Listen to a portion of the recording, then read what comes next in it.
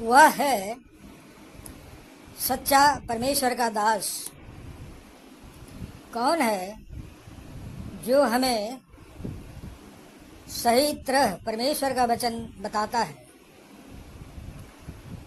वे हैं brother are Paul.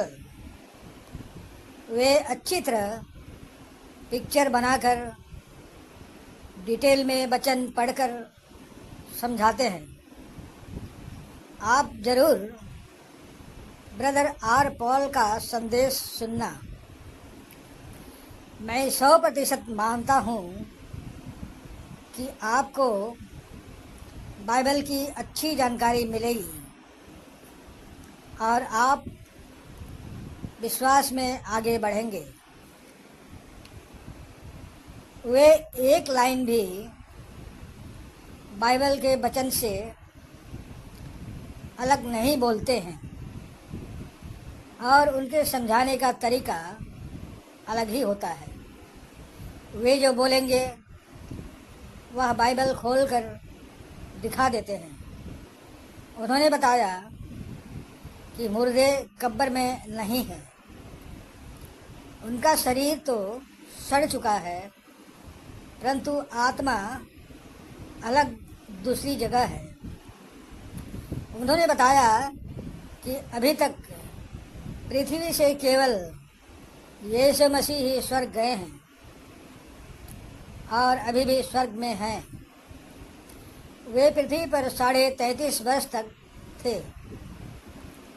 अब अंत के समय वे गुप्त रीति से दूसरी आगमन के पहले मध्य आकाश तक ही अपने स्वर्गदूतों के साथ आएंगे और स्वर्गदूत मसीह के विश्वास में मरे हुए लोगों को पहले और जीवित मसीही विश्वासियों को बाद में बादल तक ले जाएंगे और उसके बाद परमेश्वर यीशु मसीह उनको खुद स्वर्ग ले जाएंगे।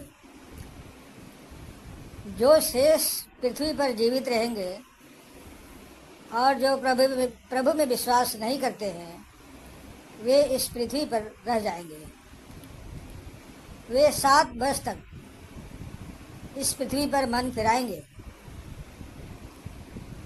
और विपत्ति के साथ जीवन जिएंगे। फिर अंत के समय जब दुनिया नष्ट होने को होगी या तो हो जाएगी, तब यीशु उन धर्मियों के साथ फिर आएंगे जिन्हें वे बादल से स्वर्ग ले गए थे और यीशु धर्मियों के साथ इस पृथ्वी पर 1000 वर्ष तक राज करेंगे। उस समय नया पृथ्वी और नया आकाश होगा।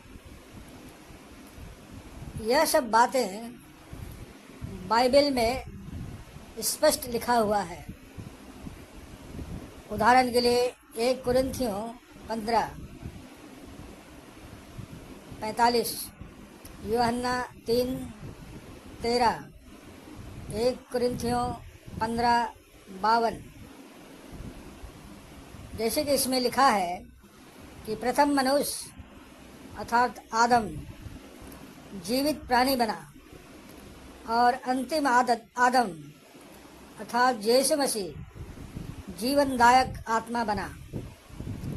कोई स्वर्ग पर नहीं चढ़ा, केवल वही जो स्वर्ग से उतरा था अर्थात मनुष्य का पुत्र अर्थात यीशु मसीह जो स्वर्ग में है। या क्षण भर में पलक मारते ही पिछली तुरही फूंकते ही होगा, क्योंकि तुरही फूंकी जाएगी और मुर्दे अविनाशी दशा में उठाए जाएंगे और हम बादल में चले जाएंगे। इस तरह का उदाहरण ब्रदर ने बाइबल से ही बताया है, और जो भी बोलते हैं बाइबल उठाकर ही उसके वचन से बोलते हैं, परंतु हम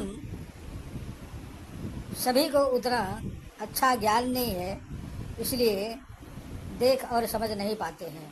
धन्यवाद।